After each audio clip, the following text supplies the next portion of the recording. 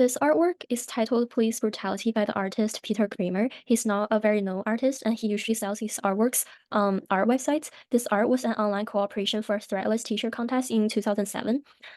Peter Kramer's art usually tackles the theme of social justice issues around the world. For this painting, the idea originally came from a man from Hungary. I really like the painting because there are many aspects to investigate in a relatively simple illustration.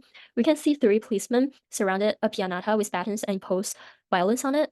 Policemen are black and white, pianata and batons are colorful in contrast. There's candy and ribbon spreading out as the pianata is beaten, which is one of the provocative points because I think pianata and candies are typically associated with kids and fun.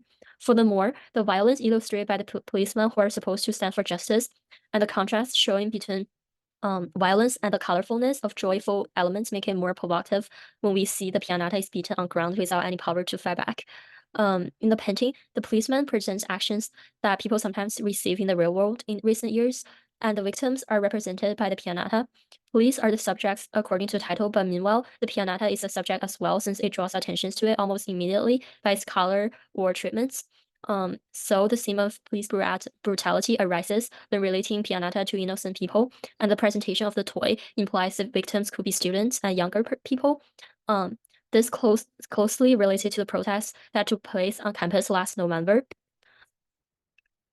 um, where some students considered the police violence took place. Since Pianata cannot talk, it reflects on the um, freedom of speech controversy that continuously remained on our campus. However, the victims from police brutality are not only ones being objectified in this art. The police are objectified too by the fact that no identity or face are shown by police figures. Therefore, a challenge this art presents is the policemen are not fairly represented. Since the net positive I want people to get from engaging with this art is a new way of reflecting on this instance and really taking actions to enhance the relationship between students and police department. So my intended audience are people who are angry and upset about this violence, and also the police department and the university administration. I will organize three workshops. One should be all students who are influenced by this incident, sharing their experience and thoughts on the police brutality on campus, like who are willing to come. Then they will come up with a list of enhancement they want the police department and administration to take actions on. The second workshop should be within the police department regarding how they feel about police being generally portrayed as showing this art. There must be police who are kind and had to take those brutal actions because the power above them imposes pressure on them. So I think they could discuss what kind of relationship they want to have with students. The third session will be from both the police department and students. They join together to reflect the ideas that come from both of the previous sessions and create a proposal and directions to change for police, students, and administrations. I hope this work can provide a direct opportunity to express the firsthand feelings from both police and students. And this voice should be heard by the university administration because people on campus should not only face code discipline violations, but express their demands and voices more effectively. So I will install a printout of this art about 50 inches wide in a conference room in Shapiro Student Center because the lawn outside of it is where the protest happened. I hope the workshops can happen next November, which is 1 year after the protest, and the art will be shown throughout the workshops.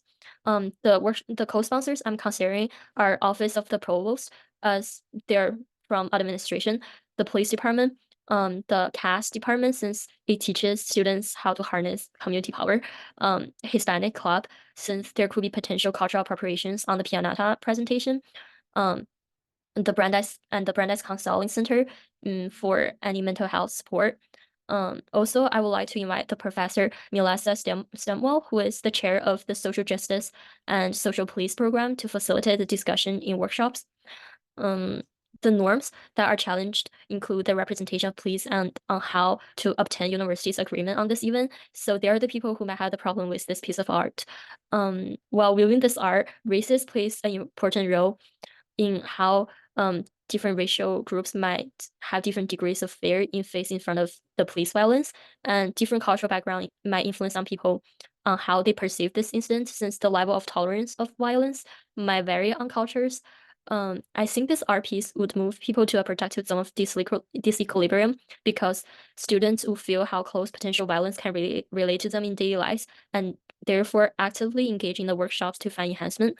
Even though there's some censorship in art, as the realistic thing is showing a cartoon style, and the candy and ribbons replace the blood, I still would like have a trigger warning for people who want to participate in the workshop, since I think students should have the right to prevent recalling the brutal memory if they don't want to. For some people, it will get close to the threshold of tolerance, such as people who experienced or traumatized by a similar experience like police brutality. So it is my responsibility to provide trigger warning and any follow-up contact request. Also, I will have the co-sponsor Brandeis Counseling Center to be prepared for mental health consulting.